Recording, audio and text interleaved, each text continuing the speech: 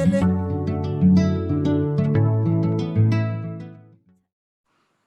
Cameroonians, despite the challenges of the year, here we are again at the threshold of a new year, 2021. So I come to wish you the very best for the coming year and to seize the opportunity to reflect with you on what the future holds for us and, as a matter of fact, for our country. This is the fourth year in a crisis that has totally changed the face of the nation.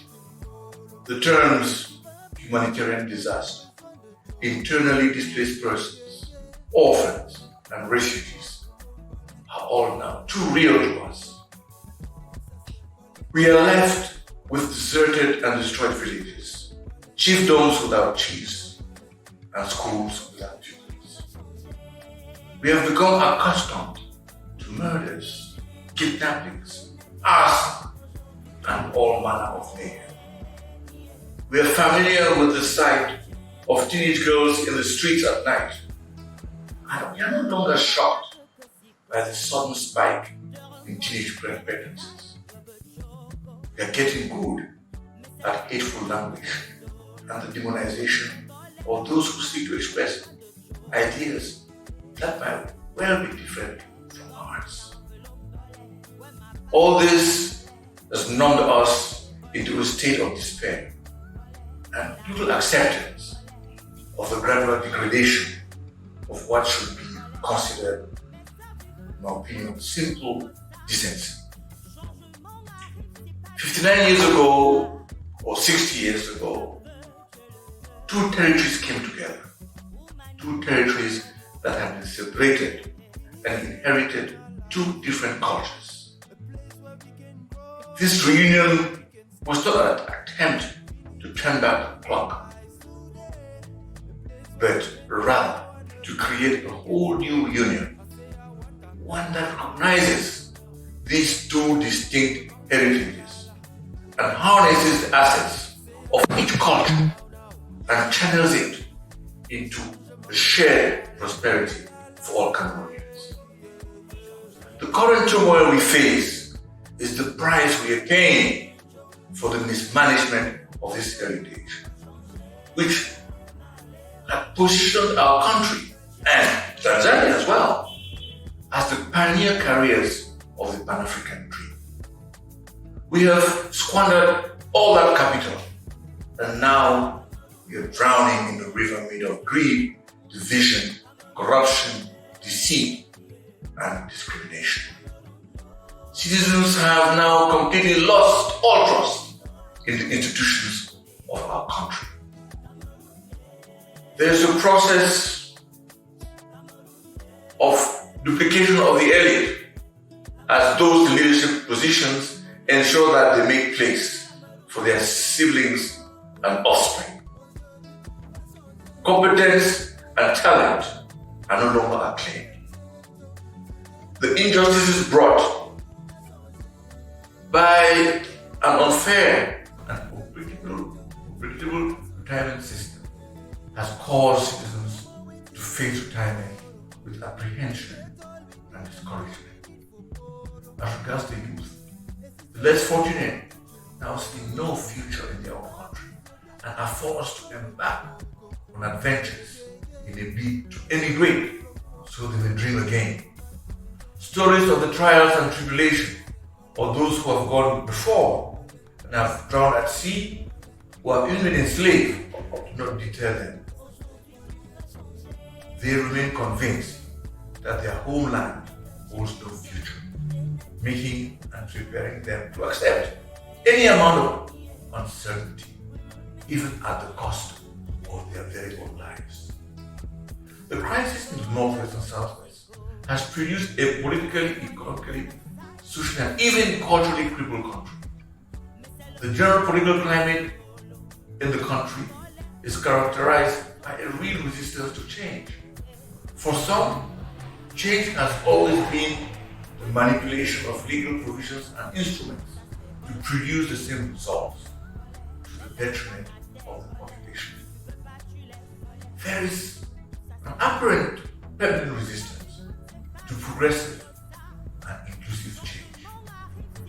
There remains a small group of people completely oblivious to the fate of future generations, who, in the most pernicious kind of way, are toying with the future of this beautiful country, for which many weep today.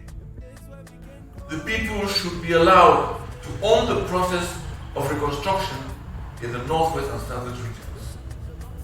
Because before this debacle, there were hardware stores, there were builders, there were plumbers, there were carpenters, and other hardworking people in those towns and villages.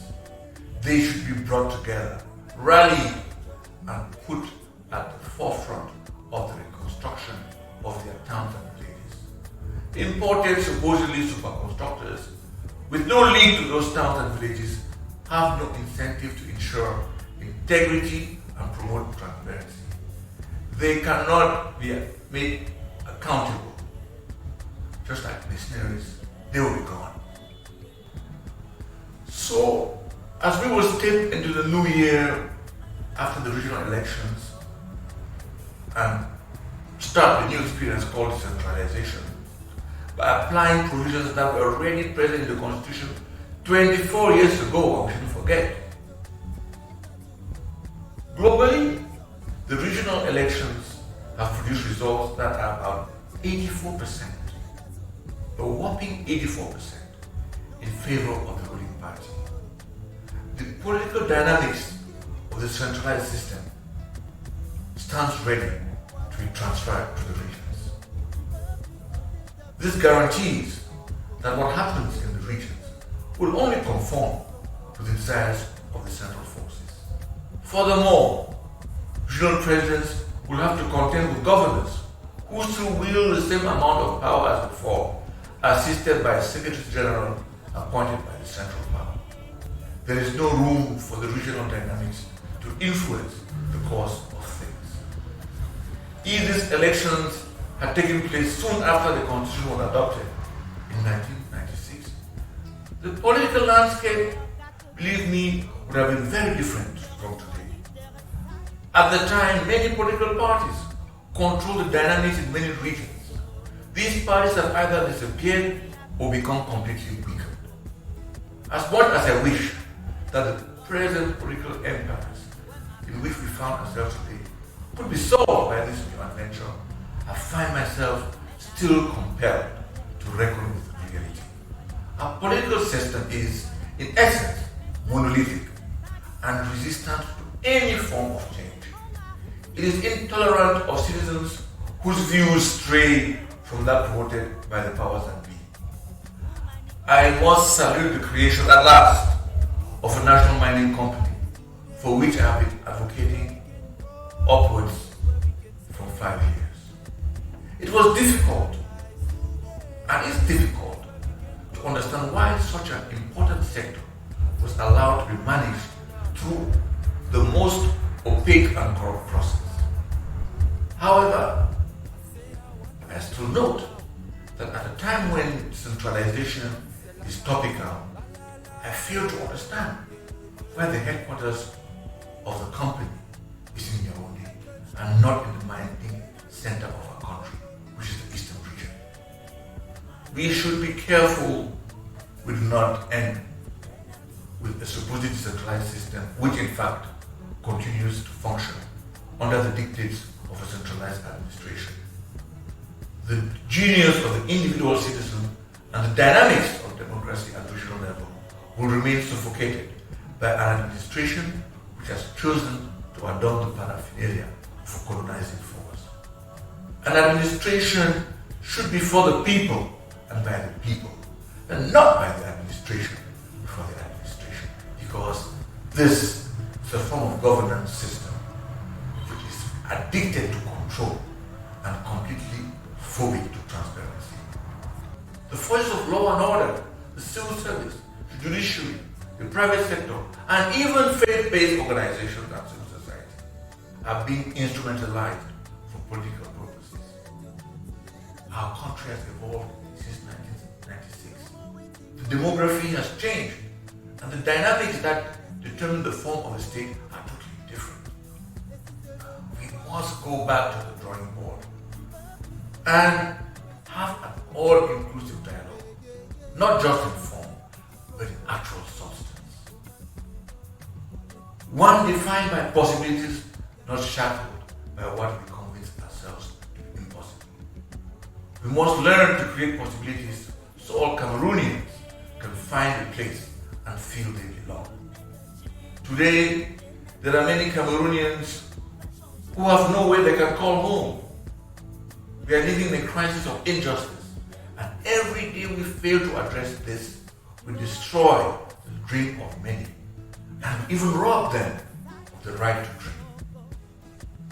Humanity, dignity, justice, equity, and integrity must be at the heart of all government action. We must continue to fight for our country. That is about people, not about politics.